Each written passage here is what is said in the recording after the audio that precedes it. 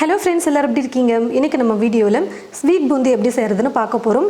ஏற்கனவே நம்ம சேனல்ல வந்து பாத்தீங்கன்னா காரா பூந்தி, ஸ்வீட் பூந்தி எப்படி செய்யறதுன்னு சொல்லிட்டு வீடியோ போட்டுருக்கோம். அந்த வீடியோவோட கமெண்ட்ஸ்ல வந்து பாத்தீங்கன்னா நிறைய பேர் வந்து நான் ட்ரை பண்ணியிருக்கேன், சூப்பரா வந்துச்சு அப்படின்னு சொல்லியிருந்தாங்க. இன்னும் ஒரு சிலர் வந்து பாத்தீங்கன்னா நான் வந்து எண்ணெயில பூந்தியை போடும்பொழுது தட்டையா வந்துடுது, என்ன செய்யறது அப்படின்னு சொல்லிட்டு கேட்டிருந்தாங்க.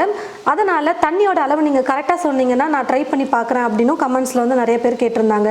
இன்னைக்கு நம்ம வீடியோவில் எல்லா பொருட்களோட அளவும் நம்ம கரெக்டாக சொல்லி தண்ணியும் எவ்வளோ சேர்க்கணுன்றதையும் நம்ம சொல்லி பூந்தி வந்து செஞ்சுருக்கோம். அதனால் நீங்கள் இந்த வீடியோ ஃபுல்லாக பார்த்தீங்கன்னா நிறைய டிப்ஸும் கொடுத்துருப்பேன். நீங்கள் ஃபுல்லாக ஒரு முறை பார்த்துட்டு நீங்கள் போய் ட்ரை பண்ணிங்கனாலே போதும், நல்லா சூப்பராக கரெக்டாக பர்ஃபெக்டான மெத்தடில் ஸ்வீட் பூந்தி செய்ய முடியும். வாங்க இப்போது ஸ்வீட் பூந்தி எப்படி செய்கிறதுன்னு பார்க்கலாம். நான் வந்து பார்த்தீங்கன்னா இப்போ 250 மில்லி கப்பில் 1 கப் அளவுக்கு கடலை மாவை நல்லா டைட்டாக அழுத்தி எடுத்து வச்சுருக்கேன். இதே கப்பில் 1 கப் அளவுக்கு சர்க்கரை அளந்து நான் இந்த கப்பில் எடுத்து வச்சுருக்கேன். வெயிட்டும் நான் வந்து உங்களுக்கு சொல்லிடுறேன், உங்களுக்கு ஈஸியாக இருக்கும். இந்த மாதிரி மெஷர் பண்ணுற கப் இல்லைன்னா வெயிட் போட்டு கூட நீங்கள் வந்து அளந்து செஞ்சுக்கலாம். 125 கிராம் கடலை மாவு இருக்குது, 250 கிராம் சர்க்கரை வந்து எடுத்து வச்சுருக்கேன். இப்போ முதல்ல நம்ம பூந்தி வந்து செஞ்சு எடுத்து வச்சுக்கலாம். ஒரு பவுல் எடுத்துக்கிட்டு இந்த பவுலில் 1 கப் கடலை மாவை சேர்த்துக்கிறேன். கடலை மாவு வந்து பார்த்தீங்கன்னா கடையில் வாங்கும்பொழுது இந்த பஜ்ஜி போண்டா செய்கிறதுக்கு அப்படின்லாம் பேக்கெட்டில் இருக்கும் பாருங்கள் ரெடிமேடாக, அந்த கடலை மாவை நீங்கள் வாங்காதீங்க. ஏன்னா அது ரெடிமேடாக விற்கிறதுனால பஜ்ஜி போண்டா செய்கிறதுக்குன்னு சொல்லிட்டு அது கூட அரிசி மாவை மிக்ஸ் பண்ணியிருப்பாங்க. அதனால் அந்த கடலை மாவை நீங்கள் வாங்காதீங்க, லூஸில் வாங்கிக்கோங்க. முடிஞ்ச அளவுக்கு வீட்லேயே நீங்கள் கடலை பருப்பு அரைச்சி எடுத்துக்கிட்டிங்கன்னா சூப்பராக இருக்கும், ஃப்ரெஷ்ஷான கடலை மாவு நமக்கு கிடைக்கும். ஸ்வீட் பூந்தியை பொறுத்த வரைக்கும் நல்லா சாஃப்டாக இருக்கணும் பூந்தி. நான் வந்து பார்த்தீங்கன்னா இப்போது வீட்டில் அரைச்ச கடலை மாவை தான் யூஸ் பண்ணியிருக்கேன். அப்பப்போ 2 கிலோ அளவுக்கே நாங்கள் கொஞ்சம் கொஞ்சமாகவே மிஷினில் கொடுத்து கடலை பருப்பு அரைச்சி எடுத்து வச்சுப்போம். மாவை ஒரு முறை சலிச்சிட்டு அதுக்கப்புறமா பவுலில் சேர்த்துக்கோங்க. நான் எடுத்துருக்கிற அளவுக்கு 1 சிட்டிகை அளவுக்கு சோடா உப்பு சேர்த்தா கரெக்டாக இருக்கும். 1 சிட்டிகை அளவுக்கு உப்பு சேர்த்துக்கிறேன். 2 சிட்டிகை மஞ்சள் தூள். நீங்கள் மஞ்சள் தூளுக்கு பதிலாக ஃபுட் கலர் கூட சேர்த்துக்கலாம். நான் வந்து இன்றைக்கி ஃபுட் கலர் சேர்க்காம கொஞ்சம் லைட்டாக கலருக்கு மஞ்சள் தூள் மட்டும் சேர்த்துக்கிறேன். நீங்கள் மஞ்சள் தூள் சேர்க்காம கூட செய்யலாம், ஃபுட் கலர் சேர்க்காமலும் செய்யலாம். ஏன்னா கலர் வந்து பிளைனாக இருக்கும், நமக்கு கடலை மாவில் என்ன கலர் வருமோ அந்த கலரில் இருக்கும் பூந்தி, அவ்வளோதான். நல்லா எல்லோ கலரில் கடையில் விற்கிற மாதிரிலாம் வேணும் அப்படின்னு நினச்சிங்கன்னா நீங்கள் எல்லோ கலர் ஃபுட் கலர் கொஞ்சம் சேர்த்துக்கோங்க. இப்போ எல்லாத்தையும் சேர்த்து கலந்து கொடுத்துக்கலாம். உங்ககிட்ட இந்த மாதிரி விஸ்க் இல்லைன்னா பரவாயில்ல, கையிலேயே நீங்கள் மாவை கரைச்சிக்கோங்க. இதுக்கு முன்னாடி நம்ம சேனலில் வந்து பார்த்தீங்கன்னா ஸ்வீட் பூந்தி எப்படி செய்கிறதுன்னு வீடியோ போட்டிருக்கும், காரா பூந்தி எப்படி செய்கிறதுன்னு வீடியோ போட்டிருக்கும். அந்த வீடியோவில் நிறைய பேர் கமெண்ட்ஸில் கேட்டிருக்கிறது வந்து பார்த்தீங்கன்னா தண்ணியோட அளவு நீங்கள் சொல்லுங்கள் அப்படின்னு சொல்லிட்டு கேட்டிருந்தீங்க. நான் வந்து தண்ணியோட அளவு சொல்லலை, கொஞ்சம் கொஞ்சமாக தண்ணி சேர்த்து கரைச்சிக்கோங்கன்னு மட்டும்தான் சொல்லியிருந்தேன். ஆனால் எல்லாருக்கும் வந்த சந்தேகம் தண்ணியோட அளவு தான். அதனால் இன்றைக்கி தண்ணியோட அளவு கரெக்டாக சொல்லி நம்ம ரெசிபி போடணும்னு சொல்லிட்டு தான் நான் திரும்பவும் ஸ்வீட் பூந்தி செஞ்சிட்ருக்கேன். கடலை மாவு எடுத்த அதே கப்பில் தண்ணியும் 1 கப் ஃபுல்லாக எடுத்து வச்சுருக்கேன். 250 மில்லி அளவுக்கு தண்ணி எடுத்திருக்கேன். இப்போ முதல்ல கொஞ்சம் கொஞ்சமாக தண்ணியை சேர்த்து நம்ம கரைச்சிக்கணும்.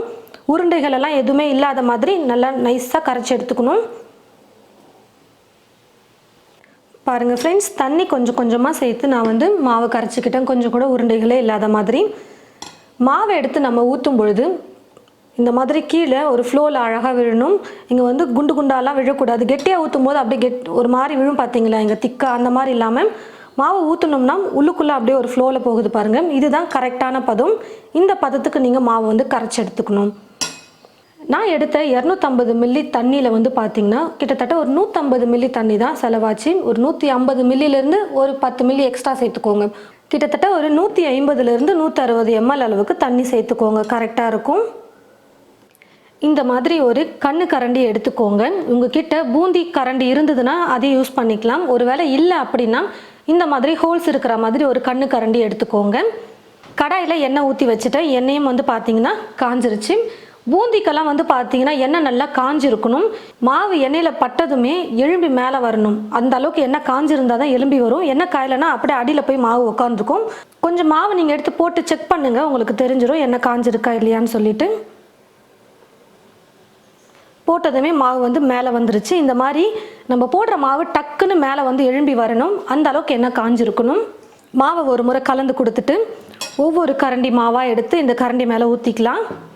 நம்ம வந்து பார்த்திங்கன்னா மாவு வந்து தேய்க்கக்கூடாது, தட்டக்கூடாது, எதுவுமே பண்ணக்கூடாது. நீங்கள் பாட்டுக்கு ஊற்றிட்டே இருந்தீங்கன்னா போதும், அழகாக அது சூப்பராக எண்ணெயில் மாவு முத்து முத்தாக விழுந்து சூப்பராக எழும்பி வந்துடும். எண்ணெய் நல்லா காஞ்சா மட்டும்தான் நல்லா முத்து முத்தாக எழும்பி வரும். நான் வந்து 2 கரண்டியாகவே ஊற்றி நான் வந்து பொரிச்சு எடுத்துக்க போகிறேன். அதே மாதிரி ஸ்வீட் பூந்திக்கு வந்து பார்த்திங்கன்னா ரொம்ப நேரம் பூந்தியை வந்து குக் பண்ணக்கூடாது. கரெக்டாக ஒரு 30 செகண்ட்லேருந்து 45 செகண்ட் வரைக்கும் தான் நீங்கள் தீ ஃபுல்லாக வச்சுட்டு குக் பண்ணி எடுக்கணும். ரொம்ப கிறிஸ்பியாக வந்துருச்சுன்னா காரா பூந்தி மாதிரி ஆகிடும். நமக்கு வந்து சாஃப்டாக இருக்கணும் ஸ்வீட் பூந்திக்கு. பூந்தி கரெக்டாக ஒரு 30 செகண்ட்லேருந்து 45 செகண்ட் வரைக்கும் குக் பண்ணிக்கோங்க. இப்போ பூந்தி நல்லா வெந்துருச்சு, நான் எடுத்துக்கிறேன்.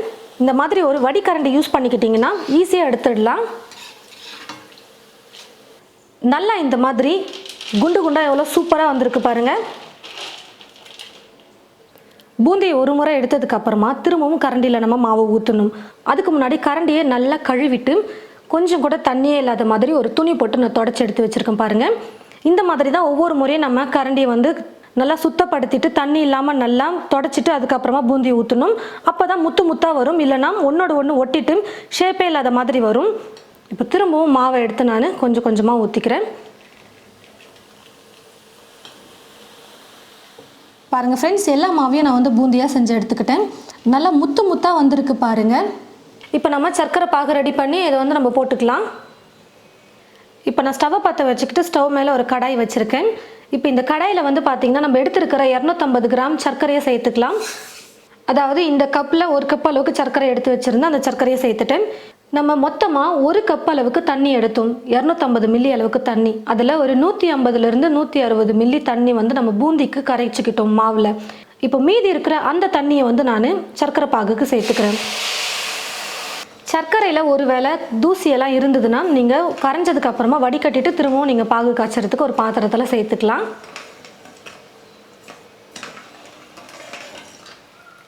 பாருங்கள் ஃப்ரெண்ட்ஸ், சர்க்கரை நல்லா கரைஞ்சி வந்ததுக்கு அப்புறமா அப்பப்போ நீங்கள் செக் பண்ணிக்கிட்டே இருக்கணும். அதாவது பாகை கையில் தொடும்பொழுது நல்லா பிசு பிசுன்னு ஒட்டுற அளவுக்கு வந்திருக்கா அப்படின்னு சொல்லிட்டு நம்ம செக் பண்ணணும். ஒரு கம்பி பதத்துக்கு போகக்கூடாது. அதே மாதிரி பாகு வந்து பிசு பிசுன்னு ஒட்டாத மாதிரி தண்ணியாகவும் இருக்கக்கூடாது. ஒரு அரை கம்பி பதம்னு வச்சுக்கோங்களேன், கரெக்டாக இருக்கும். நான் சொல்கிறது பார்த்தீங்கன்னா ஒரு அரை கம்பி பதத்துக்கு நீங்கள் பாகை வந்து நல்லா காய வச்சு எடுத்துக்கோங்க.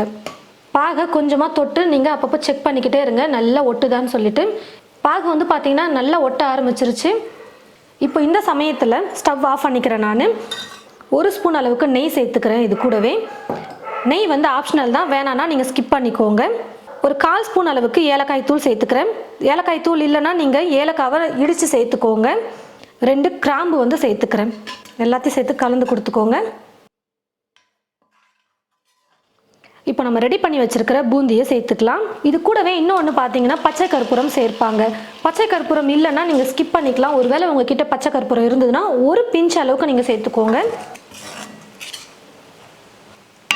நல்லா அப்சர்வ் ஆனால் தான் பூந்தி சாப்பிட்றதுக்கு நல்லா ஜூஸியாக சூப்பராக இருக்கும். நல்லா இந்த மாதிரி சரிசமமாக பண்ணி விட்டுட்டு மேலே ஒரு பிளேட் போட்டு மூடிக்கிறேன். ஒரு 2 நிமிஷம் நீங்கள் மூடி போட்டு வச்சதுக்கப்புறமா லைட்டாக ஒரு முறை கலந்து கொடுத்துக்கலாம். மேலே இருக்கிற பூந்திக்கும் சர்க்கரை பாகு உள்ளே நல்லா அப்சர்வ் ஆகணும். அதனால் லைட்டாக கலந்து கொடுத்துட்டு திரும்பவும் பிளேட் போட்டு மூடி வச்சிடலாம். பாருங்கள் ஃப்ரெண்ட்ஸ், நல்லா ஒரு 5 நிமிஷத்துக்கு நல்லா அப்படியே விட்டுட்டேன். நல்லா ட்ரை ஆகிடுச்சு பாருங்கள். சேர்த்துருந்த சர்க்கரை பாகு ஃபுல்லாகவே நல்லா ட்ரை ஆகிட்டு வந்துருச்சு. நான் வந்து இப்போது பூந்தி கொஞ்சம் ட்ரையாக தான் பண்ணியிருக்கேன். அதனால தான் நான் வந்து ஒரு அரை கம்பி பதமாவது விட்டு இடுங்க அப்படின்னு சொன்னேன். உங்களுக்கு நல்லா ஜூஸியாக இருக்கிற மாதிரி வேணும் அப்படின்னு நினச்சிங்கன்னா பாகு கொஞ்சம் லைட்டாக நம்ம அப்படி கையில் எடுக்கும்போது பிசு பிசுன்னு ஒட்டுற மாதிரி இருந்தால் போதும். நீங்கள் பூந்தி சேர்த்துக்கலாம். ஸ்டவ் ஆஃப் பண்ணிவிட்டு நல்லா சூப்பராக ட்ரையாக வந்து பண்ணிட்டோம் பாருங்கள். இந்த மாதிரி நீங்கள் நல்லா ட்ரையாக பண்ணி எடுத்து வச்சுக்கிட்டிங்கன்னா 4-5 நாள் கூட வச்சு சாப்பிட்லாம். நல்லா சூப்பராக இருக்கும் பூந்தி சாப்பிட்றதுக்கு. கடைசியாக இது கூட வந்து கொஞ்சமாக நான் முந்திரியை நெய்யில் வறுத்து எடுத்து வச்சுருக்கேன். அந்த முந்திரியை சேர்த்துக்கிறேன். உங்களுக்கு வேறு என்ன ட்ரை ஃப்ரூட்ஸ் வேணுனாலும் சேர்த்துக்கலாம். உலர் திராட்சையை கூட நீங்கள் நெய்யில் வறுத்து கூட சேர்த்துக்கலாம். வேணும்னா நான் வெறும் முந்திரியை மட்டும் சேர்த்துருக்கேன். ஒன்றோடு ஒன்று பூந்தி ஒட்டாமல் நல்லா உதிரியாக நல்லா ஸ்வீட்டாக சூப்பராக பண்ணியிருக்கோம் பாருங்கள் நம்ம பூந்தி. இந்த மாதிரி பூந்தி நல்லா பாகு அப்சர்வ் பண்ணி நல்லா சூடு ஆறினதுக்கப்புறமா நீங்கள் ஒரு பாக்ஸில் கூட ஸ்டோர் பண்ணி வச்சுக்கிட்டு அப்பப்போ வீட்டில் ஸ்வீட் ஏதாவது ஸ்நாக் எதனா வேணும்னு கேட்டாங்கன்னா இதை நீங்கள் எடுத்து கொடுக்கலாம். நான் வந்து இப்போது கொஞ்சமாக மாவு போட்டு தான் செஞ்சுருக்கேன். 1 நாள் இல்லை 2 நாள் வச்சு சாப்பிட்லாம். அந்த அளவுக்கு தான் நான் வந்து செஞ்சுருக்கேன். நீங்களும் இது போல் உங்களுடைய வீட்டில் நல்ல அட்டகாசமான முறையில் ரொம்பவே ஈஸியான மெத்தடில் கடலை மாவும் சர்க்கரையும் இருந்தால் போதும் பூந்தி செஞ்சிடலாம். இதே அளவுகளை கொண்டு நீங்கள் செஞ்சீங்கன்னா பர்ஃபெக்டாக இதே மாதிரி உங்களுக்கு ஸ்வீட் பூந்தி வரும். நல்லா முத்து முத்தாக சூப்பராக வரும். தண்ணியோட அளவெல்லாம் நம்ம கரெக்டாக சொல்லியிருக்கோம். வீடியோவை ஃபுல்லாக பார்த்துட்டு அப்புறமா நீங்கள் போய் ட்ரை பண்ணுங்கள். ரொம்பவே டேஸ்டியாக ஸ்வீட் பூந்தி செஞ்சிடலாம். செஞ்சு பார்த்துட்டு எப்படி இருக்குன்னு மறக்காமல் கமெண்ட் பாக்ஸில் வந்து கமெண்ட் பண்ணுங்கள். இந்த வீடியோவை மற்றவங்களுக்கும் ஷேர் பண்ணுங்கள். இது போல் நிறைய ரெசிபீஸ் பார்க்க தமிழ் ஃபுட் மசாலா சேனலை மறக்காமல் சப்ஸ்கிரைப் பண்ணிக்கோங்க. கூடவே பக்கத்தில் இருக்கிற பெல் ஐக்கானை கிளிக் பண்ண மறந்துடாதீங்க. தேங்க்யூ.